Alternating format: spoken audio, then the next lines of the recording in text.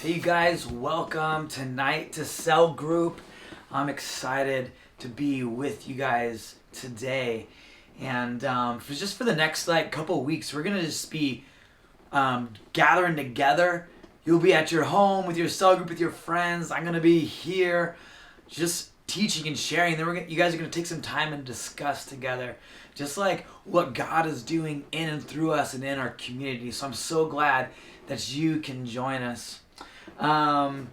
Several years ago, we got these books called The Habitudes, and they are habits and attitudes that God wants to form in us. And so I'm just kind of taking some leaves from this book for us to discuss as we prepare for not just the summer, but also for next fall. Maybe even you're graduating. I think these truths that the Bible has for us, and these habits and attitudes that God wants to form in us will catapult you to greater parts of life and faith. And so I'm excited that we can do this together.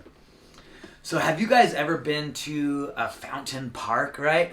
I don't know if you know what I mean, but maybe you've seen videos, and back in the olden days, someone would open up a fire hydrant and water would fly everywhere, and all the kids from the neighborhood would come around, right? So a couple of years ago, I got to take my kids to one of these new fountain parks, right? And so water's flying up everywhere, they're running through screaming, kids are loving it, right?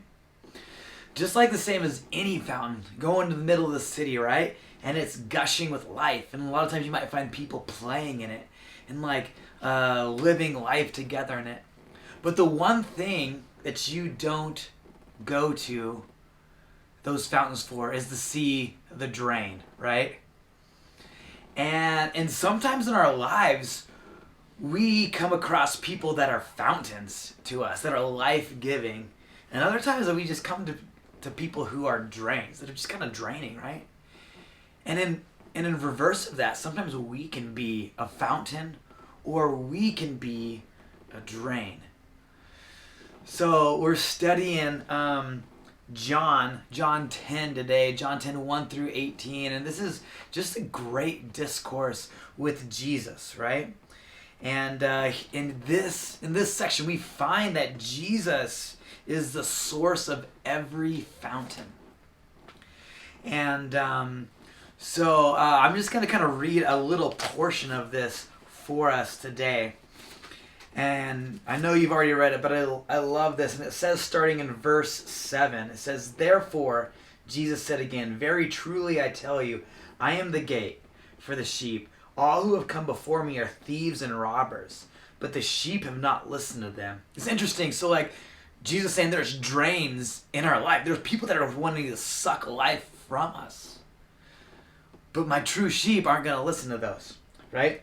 And he goes on to say, "I am the gate. Whoever enters through me will be saved.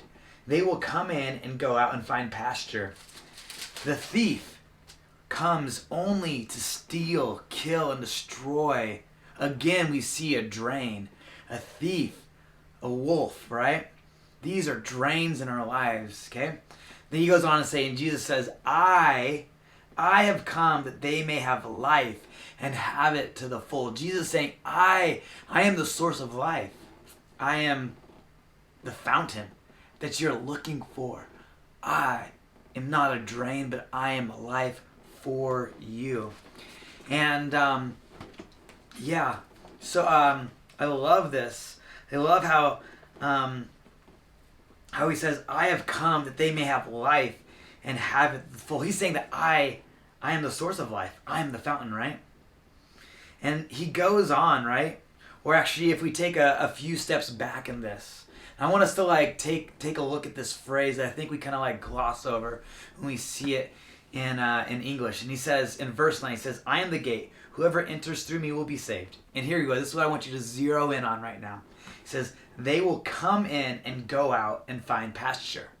They will come in and go out and find pasture. Now this was a common, well-known Hebrew phrase, okay? He says we can come in and go out, okay? And the meaning of it, we actually find it throughout the Bible. And the meaning was to be able to come in and go out in safety and security. That there wasn't fear. There wasn't fear of strife or wars or confusion. That there wasn't worry like if we were be provided for. It was that like there was peace all around, right? And like the leader of this kingdom, right? And here we're talking about God's kingdom living. So like Jesus, he's the one that's bringing this. Kind of harkens back to the idea of shalom. Now, if you don't know shalom, it was this phrase that the Hebrews used. They would say shalom.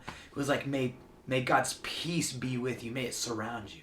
It was this idea of coming in and going out, right? Finding pasture, right? So we see it through the Bible, right? So Numbers 27:17 says this: May the Lord, the God who gives breath to all living things, appoint someone over this community to go out and come in before them, who will lead them and bring them in. Right? He's saying that this is the call of leaders. The call of us as leaders, as followers, is like to be people who are bringing people and like letting them come in and go out and find peace. Right? And then in Deuteronomy 28:6, it says, you will be blessed when you come in and blessed when you go out, right? And it's this idea, if you read it in context, that like when we are obedient to God, when we are obedient to Jesus and his calling, that he's going to bless us. That like we're going to find blessing as we walk in his kingdom and trust him to lead us and to guide us and to shepherd us as that good shepherd. And then the last verse I want to talk about with this is Psalm 121. And it says in verses 7 and 8, the Lord will keep you from all harm. He will watch over your life. The Lord will watch over your coming and going, both now and forevermore.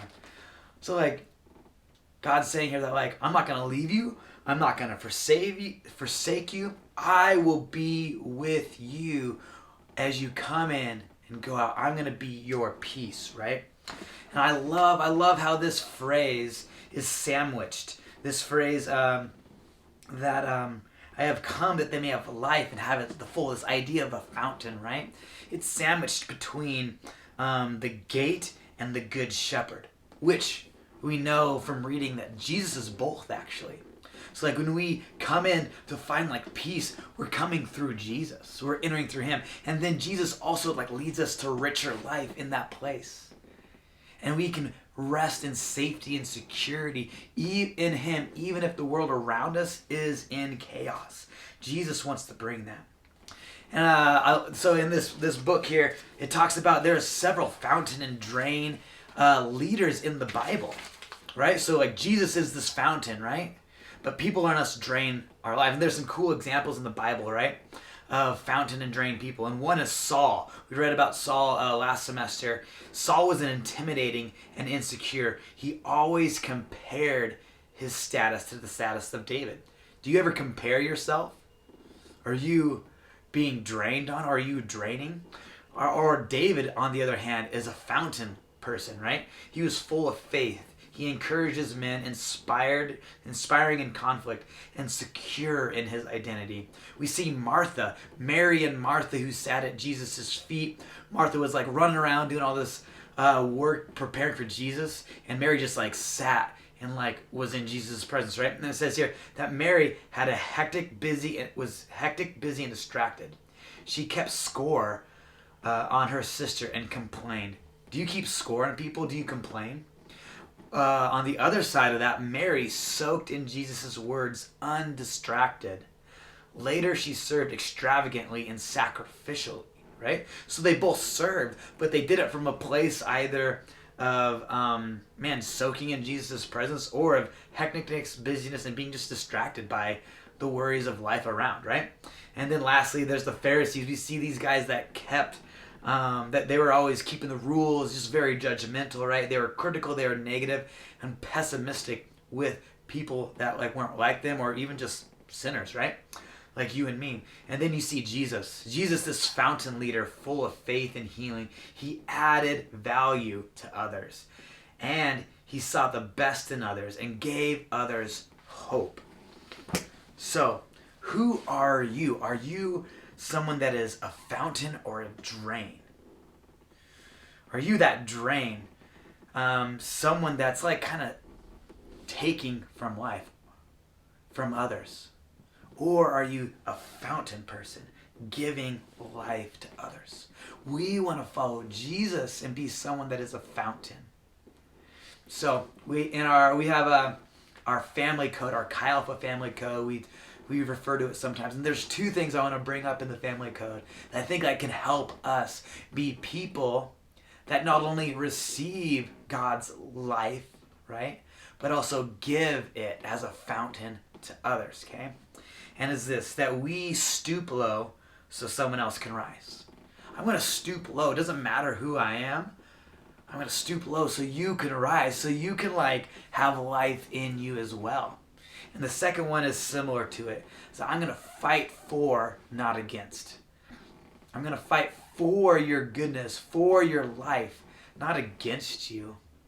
So we want to be people who stoop low so someone else can rise and fight for, not against.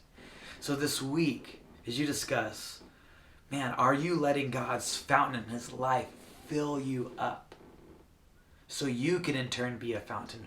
Or are you letting other influences, the wolf, the thief, the enemy come in, drain you so you are a drain on others? Let's be a fountain. I'll see you guys next week. Thanks so much for joining.